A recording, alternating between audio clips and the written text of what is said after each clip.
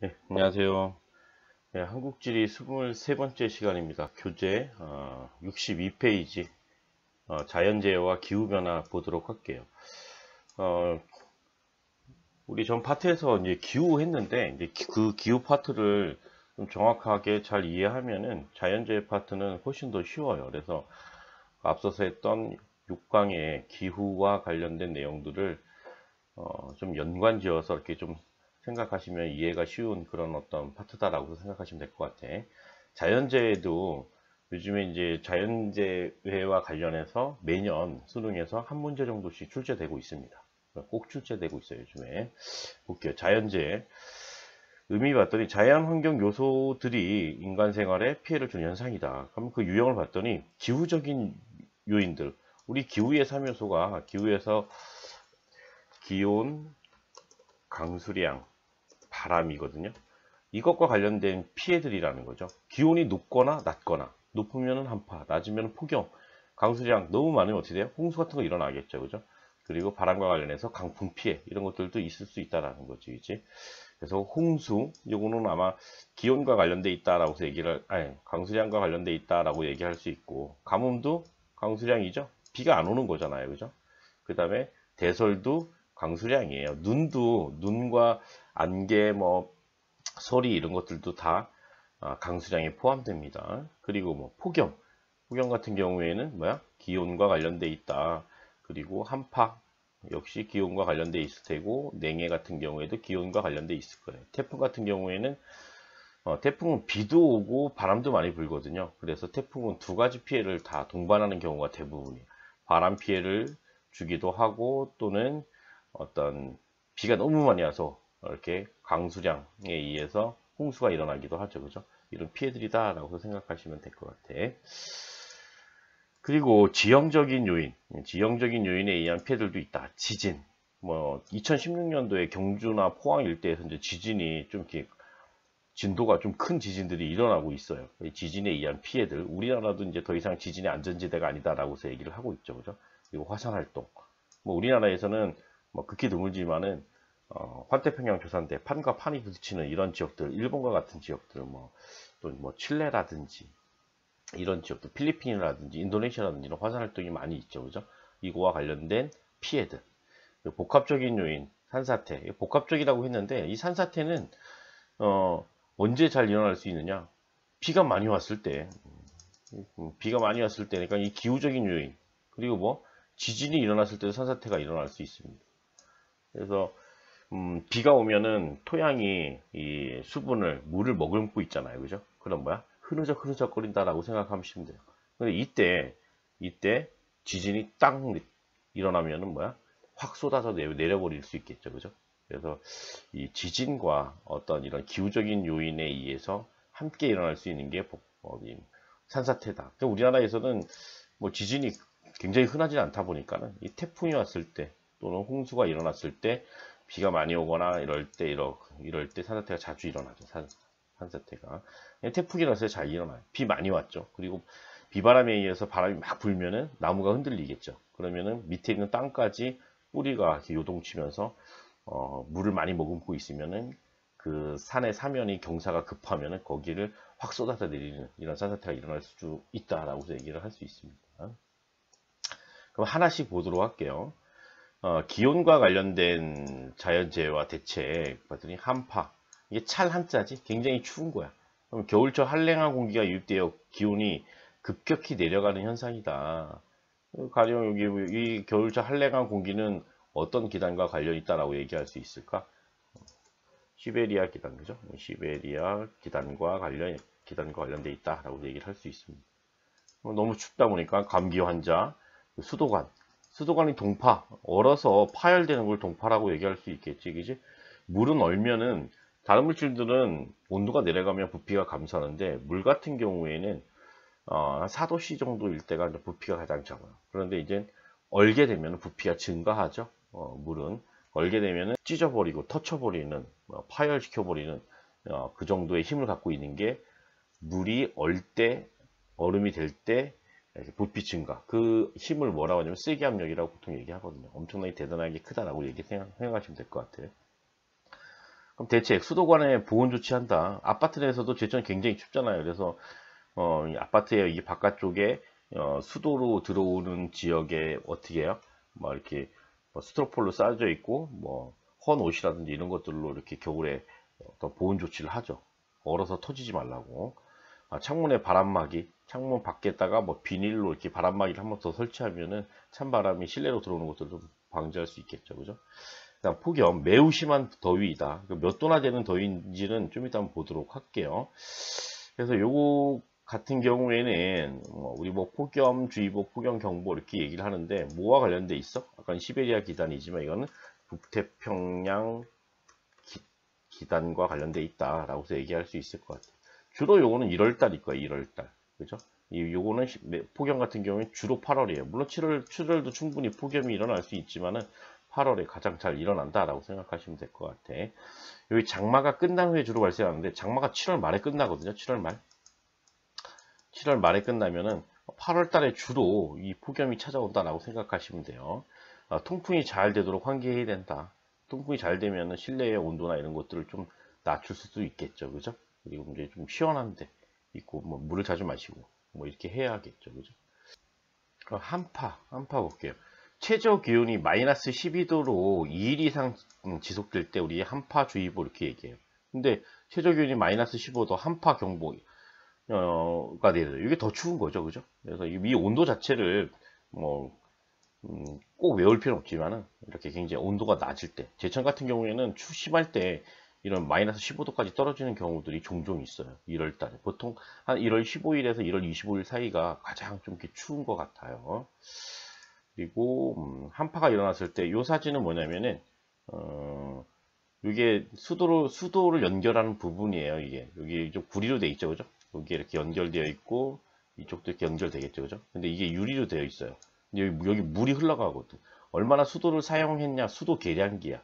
그런데 이런 것들이 이렇게 파열될 수 있다는 거죠. 얼음이 얼면서 여기 물이 들어가 있는데 부피가 증가하니까 이 표면을 보통 이제 플라스틱 이런 걸로 이제 강한 플라스틱 이런 걸로 되어 있는데 여기가 깨져 버리거나 또 동파이프 자체가 터지기도 합니다. 이런 것들 막기 위해서 이렇게 단열재, 보온 역할하는 단열재 이런 것들을 이렇게 감싸면은 좀 이것들을 예방할 수도 있겠죠, 그죠?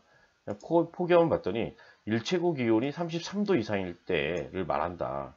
근데 두 개로 나눠질 수 있어요. 폭염주의보는 33도 이상일 때가 이틀 이상, 이때 폭염주의보야. 근데 더 더울 때는 폭염경보라는 거죠. 일최고 기온이 35도 이상일 때, 이럴 때 2일 이상 지속될 때 폭염경보라고 그래요. 그래서 예전에는 선생님 전 시간에 열대일이라는 것들을 한번 얘기한 적이 있었던 것 같아요. 열대일. 참고로 열대일은 최고 기온이 하루 중에 일최고 기온이 몇 도 이상이냐면 30도 이상, 30도 이상일 때 열대일이 발생했구나 라고 얘기합니다. 열대일 발생했구나. 그 다음에 또 한 가지 더 한번 볼까요? 열대야 있죠. 열대야. 최저 기온은 낮은 기온이잖아, 그지? 근데 이게 25도씨 이상일 때, 질 최저 기온은 주로 밤이 최저 기온이겠죠. 해가 지면 태양국사 에너지량이 감소하면서 식기 시작할 테니까. 근데도 안 식는 거야. 밤 새벽이 됐는데도 25도씨가 넘어가면은 열대야가 일어난 날이다라고서 얘기를 하거든요. 그래서 요즘에 많이 쓰는 거는 열대야는 분명히 많이 쓰고 있어요. 근데 열대일보다는 너무 지구온난화에 의해서 더워지면서 이 폭염이라는 얘기를 더 많이 쓰고 있는 것 같아요. 전국의 폭염 위험도 변화. 그래서 여기 2001년부터 2010년이야. 주로 폭염이 어디 많이 발생하고 있느냐. 이게 매우 높음이잖아. 그죠? 이게 매우 낮음. 빨간색 쪽. 이쪽 지역이 보니까 남쪽 지역이 약간 북쪽 지역보다 훨씬 더 폭염의 위험도가 높다라고 얘기할 수 있겠지. 그지? 그리고 대도시 지역. 여기 지금 대구야, 대구. 이렇게 있고, 그 다음에 여기는, 세종이 있으니까 여기 지역. 여기 지역은 서울이네요. 서울. 이런 지역. 그래서 이제 남쪽 지역 또는 대도시 지역. 이런 지역. 여기 지역은 뭐 포항이고, 영덕이네. 남쪽 지역에서 주로 많이 발생하는구나. 근데 2021년부터 2030년, 이게 예상치겠죠. 그죠? 어때요? 더 빨간 지역이 더 이렇게 많아졌어요. 지구온난화에 의해서 어떤 폭염의 위험도, 폭염 피해가 더 증가할 것이다 라고서 우리가 예측할 수 있겠지, 그지? 그리고 여기에서 또 우리가 체크해야 될 것이 강원도의 산간 지역은 다른 지역에 비해서 폭염의 위험도가 조금 낮은 편이다. 여기 지금 뭐야? 좀 더 북쪽 지역이기도 하고 기온이 평균 기온이 더 낮을 거 아니에요. 여름 기온도 좀 더 낮거든요. 또 고도가 높은 지역이야. 태백산맥이 지나가는 지역이고 산지가 이렇게 연속적으로 연결되어 있기 때문에 폭염 피해가 북쪽 지역, 한반도 내에서 우리 남한 내에서 북쪽 지역 그리고 강원도 지역이 낮게 나타나는구나 라는 것들을 알 수 있겠네. 여기는 지금 역대 폭염과 열대야 일수가 나오는데 2018년도에 엄청나게 더웠거든요. 그러니까 역대 2위예요. 2위. 14.7일 정도 폭염이 발생했다. 전국 평균적으로 이 정도 발생했다라고 생각하시면 돼요. 굉장히 많이 발생한 거지. 그것보다 더 더웠던 게 1994년이네. 선생님이 고등학교 3학년이었던 것 같아요. 근데 엄청 더워서 맨날 화장실에서 막 등목하고 그랬던 기억이 있어. 그 다음에 열대야 봤더니 열대야도 1994년 7.9일, 2018년에 이렇게 2018년이 매우 더웠던 기억이 있는지 모르겠네. 지금으로부터 2년 전이에요. 서울의 폭염 예상 사망자 전망. 폭염 때문에 사망하는 사람들이 다른 자연재해보다 훨씬 더 많다고 알려져 있거든요. 2015년 폭염 예상 사망자가 94에서 95면 2030년 정도 되면 거의 1000명 정도, 2045년은 2000명, 2800명까지, 2050년 3000명. 폭염에 의한 사망자가 크게 늘 것으로 증가 얘기를 하고 있죠. 이 말은 앞으로 뭐야? 더 더워진다라는 거지. 또 다른 것들도 있어요. 노인 인구가 증가하면서 폭염에 굉장히 좀 이렇게 위험에 노출되어 있는 사람들은 주로 노인이거든요. 노인 인구가 증가하면 이런 사망률도 더 높아지겠지. 이때 되면은 노인 인구도 굉장히 많아지거든요. 여기는 참고로 읽어볼까요? 기상재해 통계를 보면 태풍이나 집중호우보다 폭염으로 더 많이 사람이 죽는다라고서 알려져 있어요. 그래서 7월달, 8월달에 되면은 사망률이 실제로 증가합니다. 그래서 이 폭염에 의해서 사망한 것이다라고서 파악하는 거지, 통계로. 2003년 8월 폭염이 유럽을 강타했대. 프랑스, 독일, 스페인, 이탈리아에서 8개국에서 7만여 명의 사람이 목숨을 잃었대요. 그래서 이제 폭염이 자연재해 중에서 우리가 잘 쉽게 느끼지는 못하지만은 폭염에 의해서 사망하는 사람들이 많다. 실제로 여름철에 사망률이 많이 높아진다라고 얘기를 해요. 이어서 강수와 관련된 자연재해, 가뭄, 홍수, 대설 이렇게 있다. 정의 봤더니 오랜 기간 비가 안 내리는 거, 그렇죠? 그러면 물 부족을 겪을 수밖에 없겠죠. 특징 진행 속도가 느리다. 천천히 진행돼요. 왜냐하면 우리 9월달까지 비가 좀 어느 정도 내려요. 그 다음에 8월, 10월, 11월, 12월, 또 그 다음에 1월, 2월, 3월, 4월, 뭐 이렇게 어떻게? 이때부터 이제 강수량이 별로 없다 보니까는 계속 말라가는 거지. 건조. 이때가 가장 비가 적게 와요. 근데 더 마르고. 우리나라에서 가장 건조할 때는 4월이라고 그랬지, 그지? 4월 때 되면 가뭄 피해나 이런 것들이 많이 일어날 수 있습니다. 진행 속도가 느려요. 눈으로 쉽게 관찰하기가 어렵죠. 가뭄 자체는. 산불 발생 가능성이 굉장히 높다. 특히 이거 4월이라 그랬지, 그지? 4월. 특히 4월이 굉장히 건조하다라고 생각하시면 돼. 홍수, 집중호우 등으로 인한 하천 범람하여 그 주변 지역에 이런 침수 피해가 나타날 수 있다. 근데 여기 집중호우가 또 나왔는데 여기는 한번 이렇게 해서 메모를 한번 해볼까요? 집중호우. 선생님, 집중호우는 이렇게 얘기했던 것 같아. 장마전선이 있을 때 여기에 어떻게? 여기에 남서 기류가 유입될 때 잘 발생한다. 특히 어느 지역에서 주로 어느 지역에서 많이 발생한다 그랬어? 주로 중부지방. 그래서 이 중부지방에 이런 홍수 피해, 이런 피해를 많이 가져온다. 중부지방이 이제 한강 유역 지역이거든요. 그래서 네 번째로 우리나라에서 강수량이 많은 지역이다라고서 얘기를 또 한 적이 있어요. 장마전선이 주로 중부지방에 정체되어 있을 때 남서기류가 많이 유입되는 경우들이 빈도수가 많다 보니까는 이렇게 중부지방을 따로 이렇게 좀 썼습니다. 그리고 홍수는 또 언제도 일어날 수 있어? 또 언제도 일어날 수 있을까요? 태풍이 올 때도 일어날 수 있겠지, 그치? 태풍.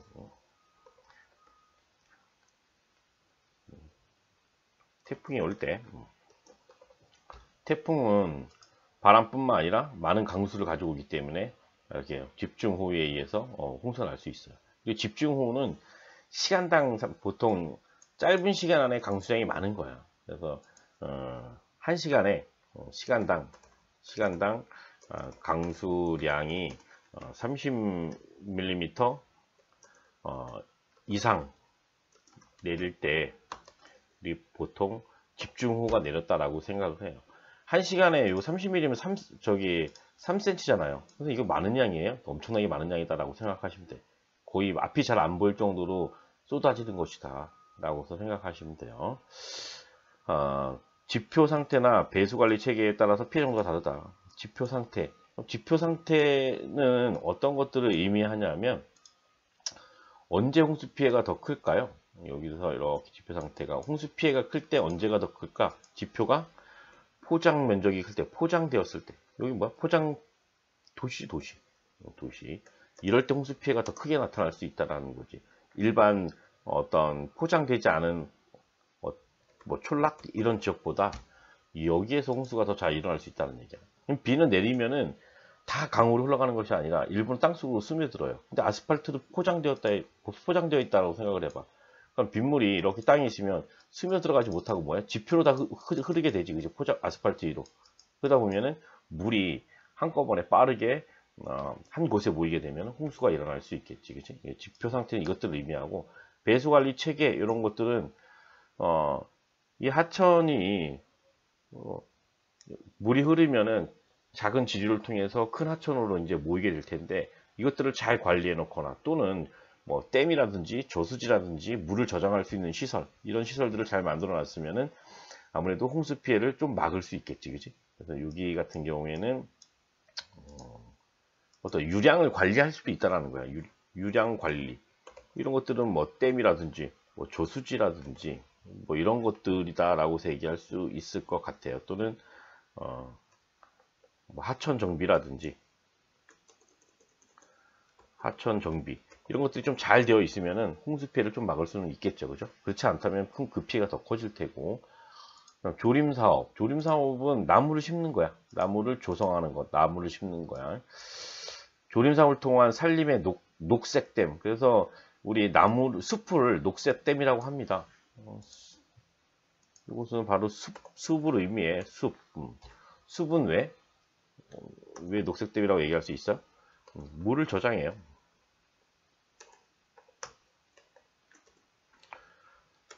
물을 저장한다. 나무 자체가 물을 저장하고 있어서 물을 천천히 하천으로 흘러가게 하거든요. 그래서 이렇게 산림 녹화 사업을 해야 한다라고 해서 얘기를 하지, 그지? 그리고 또 아까 얘기했던 다목적 댐 이런 것들은 이 배수 체계 관리 이런 것들을 관리할 수 있으니까 전 시간에 했죠, 그죠? 강이 있으면 이렇게 이 콘크리트 같은 시설로 막아놓은 시설을 보라고 얘기했습니다. 저수지 일정 양만큼 물을 보관할 수 있겠지, 그지? 이런 거에서 하천 관리 능력이 증대될 수 있다. 그런 걸 통해서 홍수와 가뭄 피해를 막을 수 있다라는 거지. 댐은 가뭄과 홍수를 조절한다고 그래요. 왜냐하면 가뭄 시에는 그 전에 내렸던 것들을 물을 저장해 놨다가 비가 안 내릴 때 흘려보내면 가뭄 피해를 막을 수 있겠지, 그지? 그리고 홍수 피해 같은 경우에는 비가 한꺼번에 많이 내렸다고 쳐요. 그러면은 모든 하천에서 하천에 하루적으로 한꺼번에 흘러가면 하천에 하루에서 홍수가 나겠지, 그지? 그런데 이 댐에서 일정 양만큼 물을 저장하면은 아무래도 홍수 피해를 어느 정도 줄이거나 막을 수 있겠죠, 그죠? 다음 대설은 눈이 많이 오는 거야. 짧은 시간 동안 많은 눈이 내리는 그런 현상을 대설이라고 한다. 뭐 우리 대설을 폭설이라고 얘기할 수도 있을 것 같아. 대설 큰 대자에 눈설자지, 그지?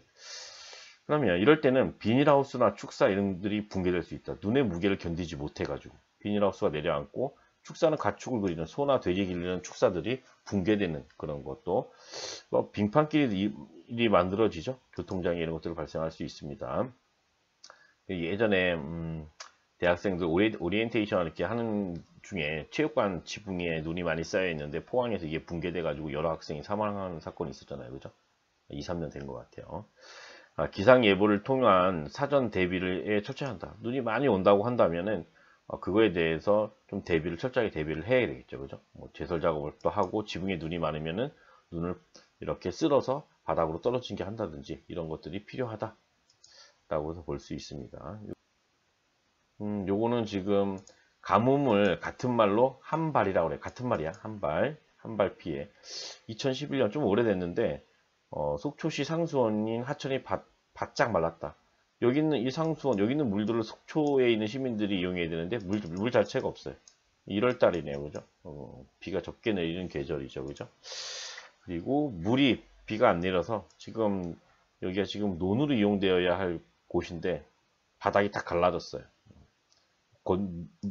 이게 물이 마르면 어떻게 돼? 부피가 감소하지. 부피가 감소하면서 이렇게 지금 이렇게 틈이 벌어졌어. 마치 현무암 주상절리가 만들어지는 것처럼 이렇게 쩍쩍 갈라진 눈들을 볼 수 있겠죠. 가뭄 피해, 홍수 피해네, 그지? 2010년이지만은 광화문 사거리, 서울의 어떤 도심 지역이잖아요, 그죠? 시간당 75mm가 내렸대요. 엄청나게 많이 내린 거고. 아까 선생님이 시간당 30mm가 내리면은 집중 오라 그랬잖아. 그거보다 곱하기 2보다 더 많이 왔어요, 그죠? 거의 2.5배가 내리다 보니까는 이럴 때는 어느 곳에서나 다 물난리가 날 수밖에 없는 거야. 배수 자체가 안 되거든요. 도시 내에 이 상수도 시설, 이 하천을 배수할 수 있는 시설, 보통 시간당 거의 40mm를 배수할 수 있는 능력을 갖춘 그런 시설을 만들지 않았거든요, 보통. 그러니까 배수량보다 더 많이 내려버리면 어김없이 홍수가 일어날 수밖에 없다라는 거야. 홍수로 이 농경지가 다 잠겼습니다. 홍수 인한 피해다라고서 얘기할 수 있겠지. 그다음 대설 피해, 인삼밭이거든요. 인삼밭인데 눈의 무게를 견디지 못하고 지붕이 다 무너져 내렸어. 폭설 피해를 본 인삼밭 이렇게 나오지, 그지? 그리고 이 사진은 위성 사진은 한번 예전에도 봤어요. 북서풍이 불 때 어떻게 된다? 이쪽 지역 서해안 지역과 이 전라도 일대에 눈이 많이 온다라고서 얘기를 했지, 그지? 서쪽 지역에 주로 눈이 많이 왔어요. 왜? 이쪽에서 쭉 오다가 서해 바다에서 눈구름을 만들고 여기다가 눈을 뿌린다 그랬지, 그지? 근데 북동 기류가 불 때, 기류는 수직적인 것도 있다 그랬어. 이 북동 기류가 이렇게 불 때 따뜻한 동해 바다를 만나서 눈구름을 만들고 여기에 태백산맥이 이렇게 올 거야. 이쪽 지역에다가 눈을 많이 뿌렸다. 이쪽 지역에 특히 영동 지역 이쪽 지역에서도 여기 지역에다가 눈을 더 많이 뿌려요. 그래서 폭설이 많이 내린다. 대관령 이런 지역, 산맥 꼭대기 지역에도 눈을 많이 뿌릴 수 있겠지, 그지? 눈으로 거의 내 자동차가 어떤 자동차인지 찾을 수 없을 정도 눈이 많이 왔어요. 거의 선생님 보기에는 거의 50cm 이상은 내린 것 같아. 뭐 차가 잘 안 보여요, 그죠? 교통사고 이런 것들도 잘 일어나겠지, 그지? 빙판길이 이루어지다 보니까. 3번 바람과 관련된 것들, 태풍이 나오네요. 이제 중심 부근의 최대 풍속이 이건 초당이죠. 초당 17m 이상일 때 이 정도면 어느 정도 강풍이라고 생각하면 돼요. 근데 실제 태풍은 엄청나게 센 것들은 30m, 때로는 막 50m, 초당 50m 이상 퍼세크 이 정도도 관찰되고 하거든요. 막 이럴 때는 막 사람이 날아갈 정도다라고 생각하시면 될 것 같아. 폭풍우, 바람과 비를 동반합니다. 그래서 홍수 피해도 일어나고 바람 피해도 일어날 수 있겠지, 그지? 그걸 열대 저기압이라 그래요. 그래서 전 시간에 선생님이 아마 이런 얘기를 한 적이 있었던 것 같아요. 근데 정확하게 얘기하면 열대 이동성 저기압이에요, 저기압. 열대 해상에서 만들어져서 이동하는 저기압이다라고 생각하시면 돼요. 열대 지역에서 만들어져서 중위도 지역으로 이동해요. 우리나라로 오는 것을 태풍이다라고 해서 얘기를 합니다. 그래서 이 열대 이동성 저기압은 전 세계적으로 한 4가지 정도가 있다라고 생각하시면 될 것 같아요. 여기 보면 요 나라가 필리핀이거든요. 요 나라가 필리핀. 필리핀에 보통 우리나라에 오는 태풍은 보통 어디에서 만들어지냐면 필리핀의 북동부 해상, 여기 북동부 해상, 여기 지역 또는 여기 지역, 이런 지역에서 만들어져요. 여기에서 만들어져서 어떻게 이동해 오냐면 보통 북서진하다가 북서쪽으로 이렇게 가다가 여기서 꺾어요. 이렇게 꺾어가지고 이런 식으로 일본 앞으로 가기도 하고 이렇게 꺾어서 와요. 여기는 편서풍지대이고 여기는 북동무역풍지대이거든요. 북동무역풍 이렇게 불거든요. 그래서 여기는 왼쪽, 여기는 오른쪽으로 이렇게 꺾여요. 꺾이는데 이런 것들을 태풍이라고 해서 얘기한다. 그 다음에 동남아시아나 인도에 피해를 주는 거. 인도양에서 여기에서 만들어져 가지고 여기에서 만들어서 이렇게 또는 여기에서 이렇게 이쪽으로 피해 주는 것들을 사이클론이라고 해요. 사이클론. 그리고 오세일리아 지역에 피해를 주는 거, 여기에서 만들어져서 여기서 만들어서 이렇게 피해 주는 것들은 윌리윌리라 해요. 또는 여기서 만들어서 이렇게 피해 주는 거 윌리윌리라고 해요. 윌리윌리. 몰라도 돼요. 그리고 근데 요거는 많이 들어봤을 거예요. 여기 지역에서 대서양의 이 북대서양 지역에서 만들어져 가지고 이렇게 미국에 피해를 주는 거, 이렇게 미국에 피해를 주는 거를 허리케인이라고 얘기합니다. 허리케인. 그래서 우리나라의 것들 오는 거는 태풍이라고 얘기한다 라고 생각하시면 될 것 같아. 저위도, 그러니까 적도보다 약간 높은 곳, 저위도에서 보통 우리나라에 오는 거는 한 북위 한 5도에서 10도 이 정도 사이에 만들어진다라고 생각하시면 돼요. 5도에서 10도 사이. 고위도로 이동한다. 저위도에서 강풍과 호우에 대비한 어떤 이런 것들이 필요하다라고 생각하시면 될 것 같아요. 그럼 태풍을 봤더니 태풍이 이동하는 것이 지금 태풍 곰파스 2010년이네, 그지? 여기에서 만들어졌어. 여기 밑쪽에 지금 더 내려가면 이제 필리핀이 이렇게 있거든. 이렇게 해서 북서쪽으로 가다가 더 올라와서 북동쪽으로 이렇게 꺾이죠, 그죠?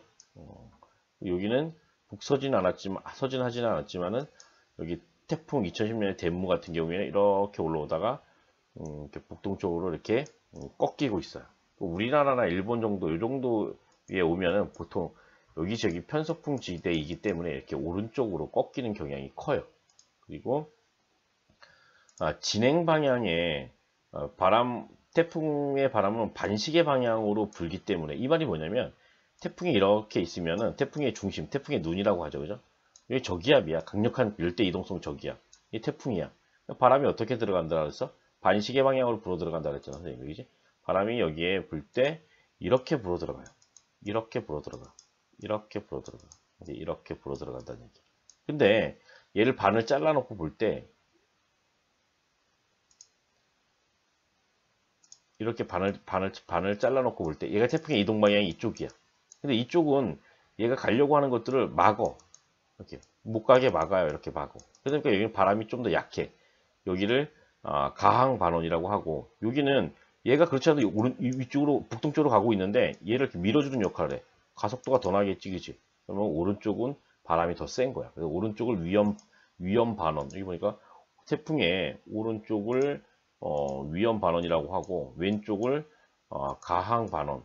그러니까는 저항이 있다라는 거지. 저항을 강해서 지금 태풍이 여기 이동하고 있잖아, 그지? 이렇게 있다 보면 태풍이 요만한 게 아니야. 태풍이 이렇게 있을 때 이쪽은 가항 반원이 되고 이쪽은 이쪽은 위험 반경이 되고 위험 반원, 이쪽이 가항 반원 이렇게 되겠지, 그지? 그리고 현재 여기 지금 이 태풍 같은 경우에는 여기로 이렇게 통과하고 있어요. 이렇게 통과하고 있어요. 이렇게. 그럼 태풍이 아마 여기 이렇게 들어갔을 거야. 그러면은 이쪽에 피해가 더 크겠지. 일본의 피해가 크고 우리나라 쪽에는 피해가 좀 더 적다라고서 얘기할 수 있을 것 같아. 그래서 일본과 우리나라 사이를 이렇게 대한해협을 이렇게 빠져나가면 일본의 피해가 좀 더 큰 그런 경향이 있다라고서 생각하시면 될 것 같아. 생각하고 우리나라에 영향을 준 태풍들을 봤더니 보통 매년 3개 정도씩 평균적으로 3개 정도 피해를 줘요. 3개. 근데 이게 7월달에서 9월달 경에 우리나라에 많이 찾아온다는 거지. 지금 보니까 8월달에 온 게 제일 많아요. 125개. 7월달에 105개. 9월달에 80개. 이렇게 내리거든. 우리나라에 찾아오거든요. 그런데 강력한 것은 7월달 것은 별로 강력하지가 않아요. 8월달, 9월달에 오는 것들이 굉장히 강력해. 왜냐하면 얘네들도 이 태풍의 에너지는 뭐냐면 수증기가 많으면 에너지가 많은 거예요. 얘네 수증기는 바닷물을 증발시켜 가지고 에너지를 얻게 되는 거거든요. 그런데 태평양에 있는 바다들도 뜨겁게 데워지는데 시간이 좀 걸릴 거 아니야. 그래서 태양 복사 에너지량이 가장 많은 북반구에서 가장 많은 날은 6월 20일 하지야. 하지만은 이걸 데우는데 어때요? 시간이 더 걸린다라는 거지. 그래서 이 7월 달에 오는 태풍보다 보통 8월 말이나 9월 초에 오는 태풍들이 역대급 강력한 태풍들이 많았어요. 여기 오는 태풍들이 강력한 태풍들이 많아요. 7월 달에 태풍은 가을 달, 9월 달 보다 더 많이 평균적으로 오고 있지만 이게 한 100년 이상치 통계네요. 그죠? 그렇지만 태풍이 더 많이 찾아오지만은 실제 피해액은 8월, 9월 달에 대부분 발생한다라고 생각하시면 될 것 같아요. 이게 지금 태풍이네요. 그죠? 구름이 어떻게 지금 모양이 잘 보이는지 모르겠는데 여기에 어떻게 이렇게 반시계 방향으로 불어 들어가려고 하고 여기 반시계 방향으로 이렇게 불어 들어가고 있어요. 반시계 방향으로 불어 들어가고 있어요. 이쪽 반시계 방향으로 들어오고 있어요. 이렇게. 그럼 여기 태풍의 눈이에요. 여기가 태풍의 눈. 여기 점 찍은 데가 태풍의 눈이야. 그래서 얘가 이렇게 이동할 거예요. 이쪽으로 이렇게 이동할 거야. 이렇게 이동할 거야. 그럼 이쪽은 밀어주니까 더 바람이 세다는 얘기고 여기는 가항 반원, 여기는 위험 반원이다 라고 생각하시면 될 것 같아요. 태풍에 의한 피해야. 2010년에 왔던 볼라벤이에요. 이것도 양식장 시설이거든요. 바람에 의해서 육지 해안가로 그냥 이 시설물들이 그냥 완전 다 밀려왔어요. 정복 양식장. 피해가 엄청 났겠지, 그지? 나무가 이렇게 그냥 통째로 뽑히기도 하고, 바람이 굉장히 강력하다 보니까요. 그리고 과수가 다 떨어지기도 하겠죠, 그죠? 과수. 지금 사과가 아직 빨갛게 익진 않았어요. 근데 사과가 이 정도 된 때는 선생님 보기에는 거의 9월이라고 생각, 9월 초는 돼야지, 또는 9월 정도 돼야지 될 거야. 9월 달에 온 태풍에 의해서 이렇게 과실의 낙과 피해가 많이 나타난다라고 해서 얘기할 수 있겠지, 그지? 역대 태풍 피해 순위, 피해액이야. 이거 봤더니 1등이, 이 날짜를 한번 좀 확인을 해볼까요? 날짜. 8월 30일에서 9월 1일 날 태풍 루사. 피해액이 5조 원이야, 5조 원. 엄청나겠지, 5조 원. 그 다음에 2003년에, 그 다음에 또 뭐, 9월 달에 왔어요, 9월 달에. 태풍 매미. 4조 원이요, 4조 원. 1999년에 온 태풍은, 7월 달에 왔네요, 그죠? 얘는 한번 좀 밑줄을 안 긋게요. 그리고 볼라벤. 8월 25일, 8월 말에 왔어요. 8월 말, 그지? 뭐, 제니스도 거의 8월 30일까지 영향을 미쳤다라고 되어 있는데, 그것도 거의 8월 말이야, 그지? 밑줄 커보니까. 뭐, 셀마, 삼박, 9월 달에 왔어요. 9월 15일에서 9월 17일까지. 그 다음에, 예엔이라는 태풍은 9월 29일에서 10월 1일 날 왔어. 8월 23일에서 9월 1일. 이것도 거의 뭐 8월이 끝나가는 주. 보니까, 피해 보니까는 7월 달에 걸려 있는 거는, 여기 뭐 7월 달에 여기 좀 걸려 있는 거, 이거 하나, 2개 정도야. 따라서 7월 달에 태풍이 오긴 오지만은, 실제적으로는 8월 달이나 8월 말, 9월 초에 오는 태풍이 훨씬 더 강력하고, 훨씬 더 많은 재산 피해를 준다라고서 생각하시면 돼요. 이 얘기를 왜 하냐면은, 문제 풀다가 이렇게 보다 보면은, 헷갈리거든요. 7월에 태풍의 피해액이 거의 없어. 그럼 7월 달에 태풍이 안 오나 보다 이렇게 생각하시면 안 된다는 거지. 또 거꾸로 7월 달에 태풍이 8월 달 다음으로 많이 온다고 했는데 왜 7월 달에 피해액이 없지? 그러면 문제 푸는데 좀 이렇게 혼란이 올 수 있기 때문에 태풍이 오는 것과 그 피해액은 좀 다를 수 있겠죠. 그죠? 요거는 태풍의 이름들이거든요. 태풍의 이름은 어떻게 짓느냐? 우리 태풍의 영향을 받는 국가들 있죠, 그죠? 서태평양에 있는 14개가 회원국. 여기에 우리나라도 남한과 북한이 포함되겠지, 그지? 각각 10개씩 제출해. 그러면은 남한 10개, 북한 10개. 그래서 한글로 된 태풍의 이름이 제일 많아요. 여기도 지금 태풍 매미가 있고 쭉 내려가면 태풍 매기. 이게 다 북한이 이름 진 거야. 그래서 북한이 이름을 줬을 때 좀 강력한 태풍들이 좀 있었구나라는 것들을 볼 수 있겠네요. 그죠? 다시 돌아와서 교재를 한번 더 볼게요. 태풍의 가항 반원과 위험 반원이 있다. 그런데 여기 위험 반원. 이 오른쪽이 여기가 위험 반원이란 뜻이야. 여기가 위험 반원. 편서풍 이렇게 불잖아. 그러니까 뭐야? 태풍도 지금 어디로 가려고 하고 있냐면 얘 방향성이 이거야. 근데 편서풍도 방향이 이래. 그러니까 얘가 결국은 편서풍에 의해서 이렇게 오른쪽으로 꺾였다는 뜻이에요. 편서풍에 의해서 태풍이 이렇게 가다가 오른쪽으로 이렇게 꺾였어요. 그런데 여기에 바람이 불어 들어갈 때 반시계 방향으로 불어 들어간다고 했으니까 여기는 이렇게 바람이 불어 들어오고 여기는 바람이 이렇게 불어 들어와. 여기는 가속도, 여기는 저항이 생기겠지. 그래서 가항반원, 오른쪽이 더 위험하다는 뜻이에요. 여기도 마찬가지야. 여기는 무역풍이 우리 세계지리를 할 때 보였는데 이제 무역풍이 부는 곳이거든요. 저위도 지역은. 그래서 얘가 동쪽으로 가는 게 아니라 이 태풍이 서쪽으로 이렇게 이동하거든요. 저위도 지역에서는. 중위도 지역에 오면 오른쪽으로 이렇게 가고. 그런데 역시 저기압에서 바람이 이렇게 반시계 방향 불어 들어와요. 그럼 이쪽이 오른쪽이 더 위험한 반경, 여기가 위험 반원이 되고 반대쪽 여기 지역이 좀 바람의 풍속이 낮은 지역이다라고 생각하시면 될 것 같아요. 그런 그림을 표현한 겁니다. 탐구활동 볼게요. 자연재해, 대설은 눈이겠지, 그지? 이거는 눈일 테고, 태풍, 호우, 발생 시기와 발생 지역 봤더니, 이게 이제 요 자료는 반드시 알고 계셔야 돼. 첫 번째로 자연재해 원인별, 월별 발생 비율을 봤더니, 당연히 겨울철에 많이 발생해. 12월달, 1월달, 2월달, 3월달까지 겨울을 중심으로 많이 발생한다. 발생 비율을 봤더니 이게 퍼센트지 이렇게 나오잖아, 그지? 1월 달에 한 20%, 2월 달에 뭐 한 23%, 여기 뭐 20 몇 퍼센트, 12월 달에 뭐 30 몇 퍼센트 이렇게 발생하는 거 아니야. 이걸 다 합치면은, 길이를 다 합치면 100%가 되겠죠, 그죠? 겨울을 중심으로 피해가 발생하고 있으니까, 요 C 지역은 뭐야? C는 뭐라고 얘기할 수 있어요? C는 대설이구나 라고서 얘기할 수 있겠지. 대설이구나 라고 얘기를 할 수 있어요. 그 다음에 7월달과 8월달, 9월달까지 이렇게 발생을 하고 있어. 7월달에 가장 이렇게 길게 발생하고 있어. 대부분 7월달에 발생해. 요거는 무엇이다? 호우예요. 호우. 그럼 호우는 뭐랑 연결해 주면 좋으냐면은 장마전선에 의해서 이때 남서기류가 유입할 때 유입될 때 발생하는구나 라고서 조금 이렇게 접근하시면 될 것 같아요. 그래서 7월 달에 많이 발생한다. 그리고 8월, 9월 뭐 좀 줄어들고 있어요.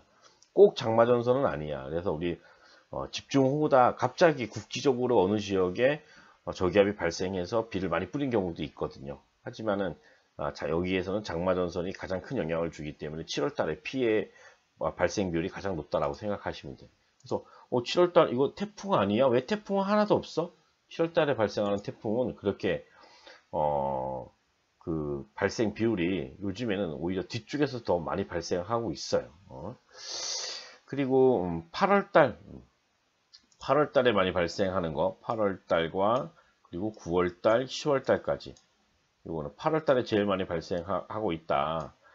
그리고 9월달, 가을까지 10월달까지 발생한다. 요 A 지역은 요거 뭐야 그러면은 이건 태풍이다 라고 생각하면 돼. 태풍. 요거는 기간에 따라서 좀 달라질 수 있어요. 이게 2008년부터 2017년까지의 누적치야. 그러니까 2008년에서 17년까지 태풍은 크게 7월달에 발생하지 않았다는 거야. 선생님이 아까 본 자료는 1900 몇 년치의 자료거든요. 그 100 몇 년치의 자료에는 7월달에 태풍이 발생한 이런 비율이 분명히 있어. 그런데 이거는 거의 최근 10년간 2018년에서 2017년까지의 요 누적 데이터를 보면은 주로 8, 9, 10에 특히 8월달에 많이 발생했다라는 거지. 그렇게 이해하세요. 그리고 수능에서 시험 문제를 낼 때 보통 2년, 3년 전에 데이터를 많이 내거든요. 17년에 돼 있잖아. 절대로 만약에 오늘 이번 연도에 한국지를 보는데 2020년 데이터 절대 안 나와요. 왜? 교재에 실리지도 않았는데, 그렇죠? 교재 우리가 요 17년 데이터면 요 17년까지 이렇게 돼 있는데, 그러면 요 데이터를 조금 알고 계시는 것들이 문제 푸는데 크게 도움이 돼요. 그다음 오른쪽은 자연재해 원인별, 도별, 피해 복구비야. 도별. 봤더니 가는 봤더니 전남에서 피해액이 크고 경남, 경북, 전북 그리고 피해액이잖아요, 그죠? 제주도는 아무래도 각종 시설이 더 적다 보니까는 피해액은 작지만 제주도의 피해액은 상당 부분 다 가해에 해당돼요. 이런 지역에서 피해액이 많이 발생해. 충북이나 강원, 경기보다는 충남 여기 지역이 그럼 요건 다 뭘까요?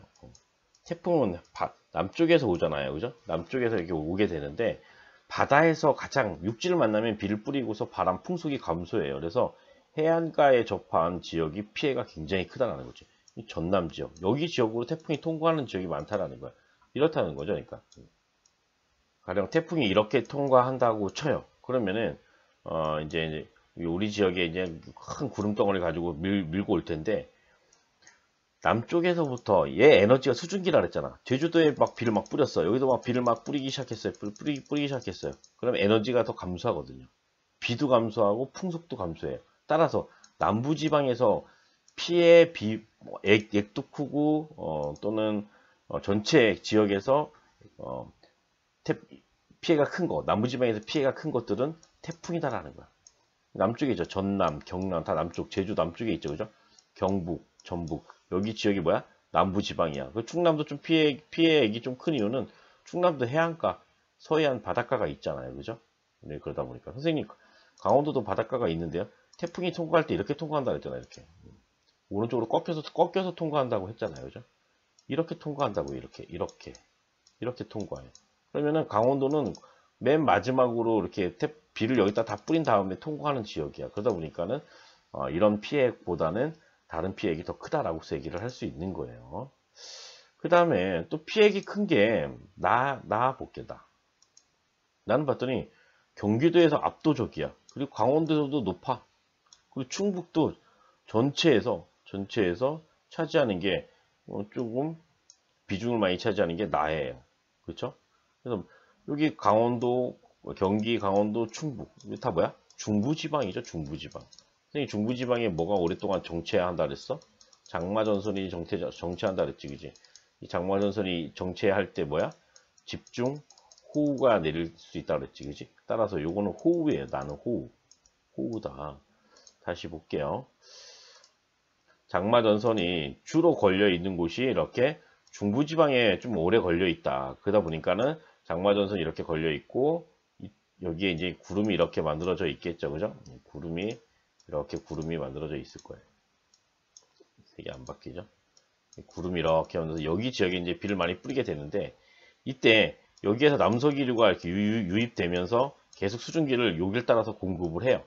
수증기가 계속 공급되면서 여기 지역에 정체하면서 여기 지역에 비를 많이 뿌리는 거야. 경기도, 강원도, 또는 충청도 일대 이런 지역에 비를 많이 뿌리게 된다. 중부지방에 많이 뿌린다라는 것들은 뭐로 기억하시라? 호우이다 라고 생각하시면 돼. 그 다음에 다는 가와 나의 피해액에 비교하면 2008부터 2017년이야. 이 복급이 피해액이겠지. 그러면 다는 비중이 매우 낮아요. 다 모든 도에서 낮아. 근데 강원도에서 가장 커. 강원도 하면은 어떤 거 생각나요? 그래도 그나마 강원도에서 조금 높아요. 피해액이. 뭐다 이거? 대설이다. 대설. 강원도에 눈이 좀 많이 내리잖아. 눈으로 인한 피해가 강원도에서 조금 더 많구나 라고서 생각하시면 돼요. 내용을 볼까요? 그러면은 A에서 C 어떤 자연재해인가? 늦은 여름에서 초가을 사이에 발생하는 A는 태풍이다. 이때 발생하는 태풍이 뭐다? 이때 태풍이 강력하다.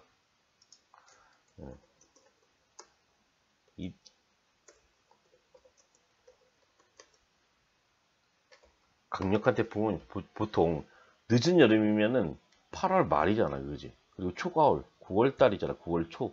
이런 지역에 많이 발생한다는 거지. 그 다음에 장마 기간에 주로 발생하는 비는 호우이다. 장마 기간은 뭐라 그랬어? 6월 말에서 7월 초라 그랬잖아요, 그죠? 7월 초. 7월 말이죠, 미안해. 7월 말. 그러니까 주로 7월이겠지. 7월에 많이 발생하는 것은 장마에 의해서 호우다. 호우 피해. 12월에서 겨울이니까 당연히 대설이겠죠, 그죠? 넘어가서 자연재해 원인별 도별 피해 복구비 가에서 단 어느 것일까? 제주를 비롯한 남부지방 피해 복구가 많은 거. 제주 말고도 또 어떤 지역이 있어? 전남이라든지 뭐 경남 이런 지역들 또는 전북, 경북 이런 지역들이 여기에 해당된다라고 얘기할 수 있겠지.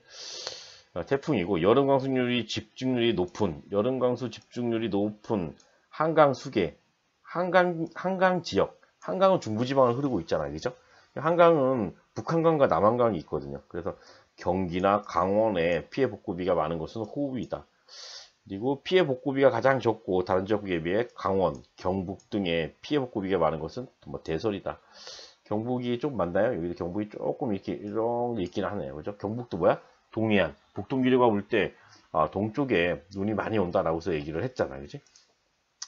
그리고 한강 지역에 비가 많이 온다고 했는데, 우리 한강은 이렇게 돼 있어요. 지금 선생님이 한강을 여기다가 그려보면,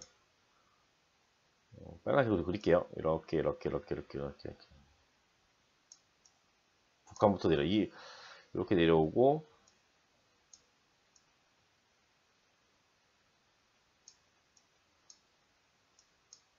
이렇게, 이런 정도로 그릴 수 있을 것 같아요. 이게 한강이거든요. 그럼 여기 지역이 뭐야, 지금 다? 중부지방이잖아, 그지? 여기에서 여기까지, 여기 지역을 뭐라 부르냐면, 북한강이라 불러, 북한강. 여기 지역을 뭐라 부르면, 남한강이라 불러요. 그리고 여기에서 모이거든요.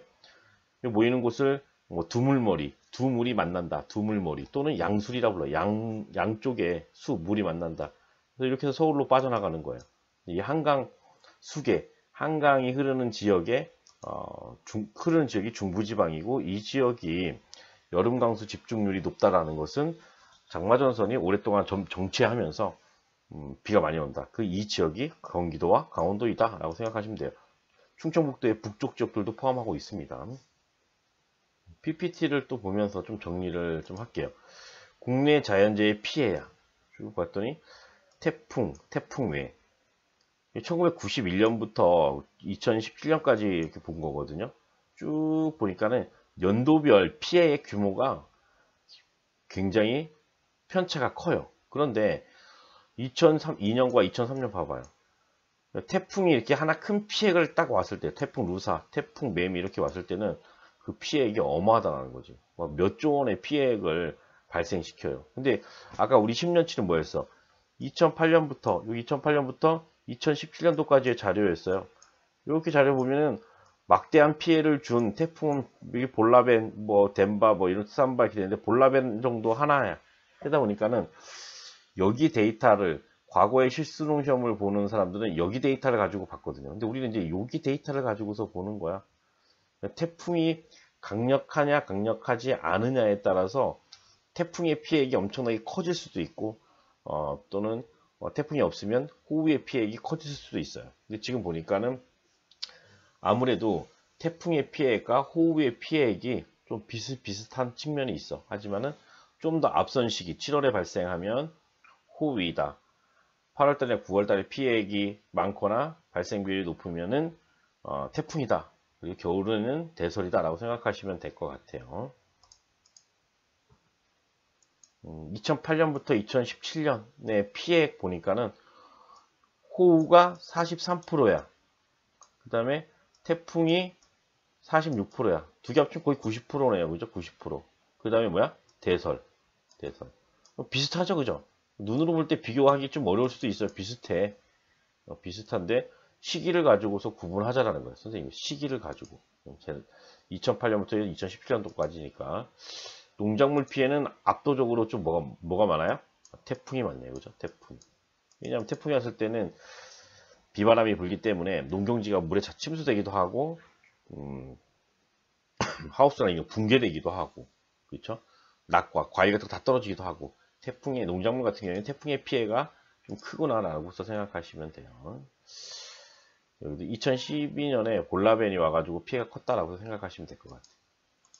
여기 황사까지 보고서 마무리하도록 할게요. 편서풍에 의한 황사의 이동과 피해 대체.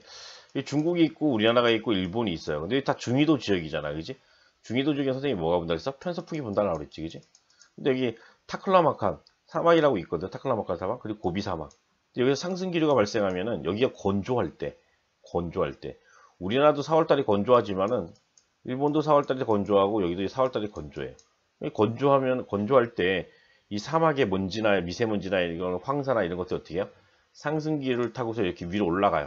올라간 다음에 이걸 타고서 우리나라 쪽으로 이렇게 이동해 오는 거지. 황사가 우리나라 날아와서 그런 황사 피해를 주기도 하는 거죠. 그래서 황사가 주로 오는 시기는 봄철에 우리나라에 가장 많이 와요. 물론 겨울에도 오고 가을에도 올 수도 있어요. 한번 내용을 볼까요? 황사는 중국 서부에 타코라마간, 우리는 보통 타클라마칸 더 이렇게 많이 불렀던 것 같아. 이런 사막이라든지 몽골도 건조기후 나타나거든요. 좀 이따 볼게요. 중국의 고비 사막 이런 데 발생한다. 편서풍을 타고서 중위도 지역이니까 우리나라로 이동한다. 황사에 의한 우려는 더욱 커지는 것은 기후변화와 이 지역이 또 사막화가 더 심해지고 있거든요. 비가 더 안 와. 그러면은 더 많은 황사가 우리나라에 날라올 수 있겠지. 그다음에 중국의 산업화에 의해서 뭐가 함께 결합돼서 날라올까요? 그냥 순수한 어떤 황토, 흙 이런 것만 날라오는 것이 아니라 뭐야? 오염물질도 함께 날라온다는 거죠. 오염물질.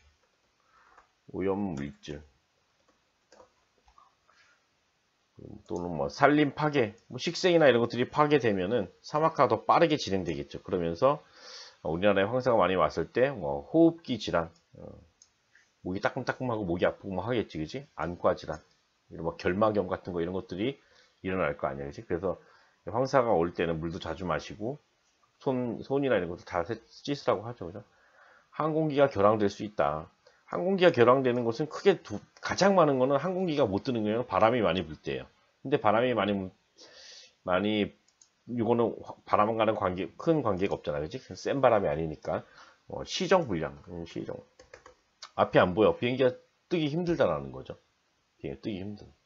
또 그리고 이거 외에도 항공기 뭐 엔진이라든지 이런 또 장비 이런데 오작동, 장애 이런 문제들이 일으킬 수 있어요. 항공기 같은 경우도 정밀한 기계이기 때문에 이런 먼지들이 들어가면은 여러 가지 오류 이런 것들을 발생할 수 있다라는 거지. 근데 이런 것 때문에 실제 비행기가 날지 못하는 경우는 뭐 별로 없다고 해요. 별로 없다. 입자 자체가 굉장히 작아서 미세먼지 수준이기 때문에. 근데 화산 폭발이 일어났을 때 그 화산재는 하늘을 덮었을 때 비행기가 보통 날아가지 못해요. 사이즈가 크기 때문에, 입자 자체가 크기 때문에 이것이 항공기 엔진에 들어가면은 항공기가 여기께 추락할 수도 있기 때문에. 과거에 유럽 내에서도 아이슬란드에 화산 폭발이 있었을 때 유럽의 이 하늘을 화산재가 많이 덮었고 그 당시에 이제 항공기가 결항되는 그런 사태가 벌어지기도 했거든. 정밀기계 및 전자기기 고장의 원인이 된다. 우리 뭐 반도체나 막 이런 것도 우리 삼성전자 반도체 보면은 뭐 에어 무슨 샤워 커튼 같은 거 먼지 다 태고 없이 들어가잖아요, 그죠? 옷 다 입고서. 근데 작은 먼지나 이런 것들도 허용하지 않는 거죠. 이런데 고장의 원인이 된다. 황사 피해를 줄이기 위해서는 발원지의 조림 사업, 나무 심어야 한다는 거지. 사막화 막기 위해서 먼지 발생을 줄여야 하고 관측 예보 시스템을 더욱 정밀하게 구축해야 한다. 뭐 이런 것들이 좀 필요하다라고 얘기를 하고 있네요, 그죠? 여기 지역이 지금 몽골 지역이 있는데 타클라마칸 사막, 고비 사막, 그리고 뭐 이런 황토고원이야, 뭐 내몽골 고원 이런 지역이 건조한 지역이거든요. 이것들이 상공으로 올라간 다음에 우리나라 쪽으로 편서풍을 타고서 우리나라 일본 쪽으로 날라온다라는 거죠. 실제적으로 구글어스를 보면 건조한 느낌이 확 들거든요. 그래서 좀 줄여서 볼게요. 아까 지도에서 본 지역, 여기가 지금 타클라마칸 사막이에요. 그리고 여기 지역이 고비 사막이야. 황토고원이야. 이런 지역에 있는 건조할 때 이 먼지들이 우리나라로 이렇게 날라올 수 있겠지, 그지? 여기도 4월이 가장 건조하기 때문에 바짝 말랐을 때 이 먼지들이 훨씬 더 잘 일어나고 먼지가 잘 날라올 수 있겠죠. 황사가 발생했어요. 여기 뭐 N 서울타워네, 그죠? 남산 N 서울타워. 여기도 황사야. 이렇게 황사가 꼈습니다. 맑은 날은 좀 시정이 이런데 짙은 황사가 왔을 때는 뿌옇게 먼지가 엄청나게 좀 많다라고 생각하시면 될 것 같아. 여기까지 좀 이렇게 마무리를 하겠습니다. 그리고 다음 시간에 기후 변화의 원인부터 보도록 할게요. 예, 수고 많으셨습니다.